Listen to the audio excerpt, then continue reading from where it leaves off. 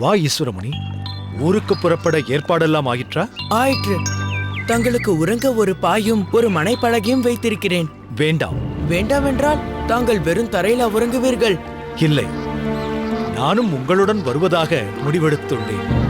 நீ சென்று என் உடைமைகளையும் எடுத்து பிரயாணத்திற்கு தயார் செய். இன்னும் சிறிது காலம் இங்கேயே இருந்துவிட்டு வரலாம் என்றுதான் இருந்தேன். ஆனால் பெருமாளின் திருவுளம் வேறாக இருக்கிறது போலும். ஏன் இப்படி சொல்கிறீர்கள் அப்பா? ஆம் ஈஸ்வரமுனி, பகவானின் மூலமாக மனதாலும் உடலாலும் அனுபவிக்கும் சத் விஷயங்களை பலர் தங்களுக்குள்ளேயே வைத்துக்கொண்டு பரவசப்படுகிறார்கள். மிகச்சிலர் மட்டுமே யான் பெற்ற இன்பம் பெருக இவ்வையகம் என்று அதை மற்றவருக்கும் கொடுத்து மகிழ்கிறார்கள். இப்படி ஒன்றை என்னிடம் கொடுத்து அதை மற்றெல்லோருக்கும் கொடு என்று என்னை பணிக்கிறாரோ அந்த பெருமாள் என்று தோன்றுகிறது. அப்படி ஏதேனும் தங்களுக்கு கிடைத்திருக்கிறதாப்பா?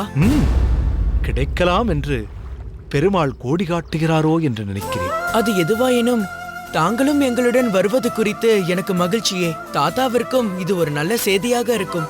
இப்பொழுதே அவரிடம் சென்று சொல்லிவிடுகிறேன். ஈஸ்வரமுனி, எனக்கு ஒரு ஆசை. அதை நீ நிறைவேற்றுவாயா? ஏனப்பா அப்படி கேட்கிறீர்கள்? தாங்கள் சொல்வதை செய்ய சித்தமாக இருக்கிறேன்.